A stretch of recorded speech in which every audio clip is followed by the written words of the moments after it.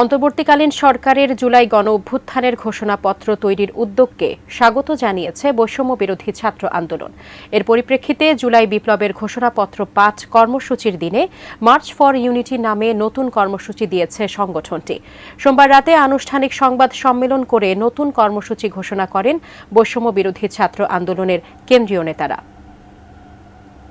অন্তর্বর্তীকালীন সরকারের পক্ষ থেকে জাতীয় ঐক্যমতের ভিত্তিতে জুলাই গণ অভ্যুত্থানের একটি ঘোষণাপত্র তৈরির উদ্যোগ গ্রহণ করা হয়েছে। সোমবার সন্ধ্যায় প্রধান উপদেষ্টার প্রেস সচিবের এমন ঘোষণার পর মঙ্গলবার কেন্দ্রীয় শহীদ মিনারে বৈষম্য বিরোধী ছাত্র আন্দোলনের জুলাই বিপ্লবের ঘোষণাপত্র প্রকাশ হবে কিনা তা নিয়ে অনিশ্চয়তা দেখা দেয় নানা মহলে।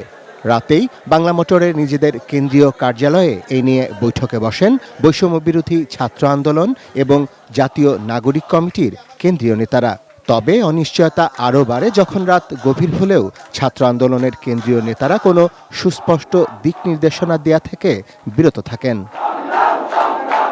পরে রাত ১টার কিছু আগে বৈষম্য বিরোধী ছাত্র আন্দোলনের মুখ্য সমন্বয়ক আব্দুল হান্নান মাসুদ নিশ্চিত করেন, অন্তর্বর্তীকালীন সরকারের উদ্যোগকে স্বাগত জানিয়ে ৩১ ডিসেম্বর কেন্দ্রীয় শহীদ মিনারে কর্মসূচি পালন করবেন তারা।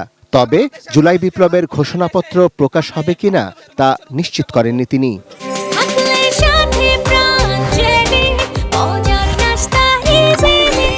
আমাদের প্রক্লেমেশন যাতে আমরা করতে না পারি সেই ক্ষেত্রে দেশি বিদেশি ষড়যন্ত্র হয়েছে, সেই ষড়যন্ত্রের পেরেক মেরে দিয়েছে আমাদের অন্তর্বর্তীকালীন সরকার। আমাদের প্রক্লেমেশনকে গ্রহণ করেছে, তারা বলেছে সরকারের জায়গা থেকে তারা প্রক্লেমেশন দিবে, কিন্তু আমরা আগামীকালকে সারা দেশের মানুষকে রাজপথে নেমে এসে আমরা এই প্রক্লেমেশনের পক্ষে শক্তি প্রদর্শন। এর কিছুক্ষণ পর রাত ১:৩০টার দিকে আনুষ্ঠানিক সংবাদ সম্মেলন করে বৈষম্য বিরোধী ছাত্র আন্দোলন।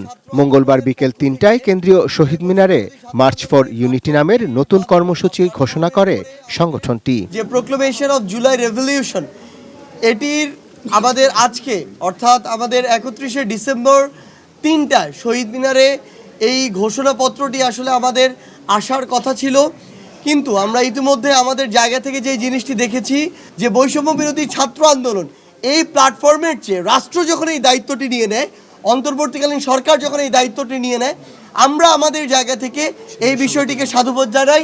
ঘোষণাপত্র যেহেতু রাজনৈতিকভাবে গণঅভ্যুত্থানে অংশগ্রহণকারী সকলকে এখানে অংশগ্রহণ থাকতে হবে এবং সরকারের পক্ষ থেকে হতে হবে, সেটা আমরা আদায় করতে পেরেছি, অর্থাৎ শেষ পর্যন্ত তা হচ্ছে। আমরা যারা অভ্যুত্থানে অংশগ্রহণ করেছি সকলে বিপ্লবী হিসেবে স্বীকৃতি পেতে যাচ্ছি। সেই জায়গা থেকে আমরা আগামীকালকে মার্চ ফর ইউনিটি ঘোষণা করেছি। Arafat Siddiqui, ATN news, Dhaka.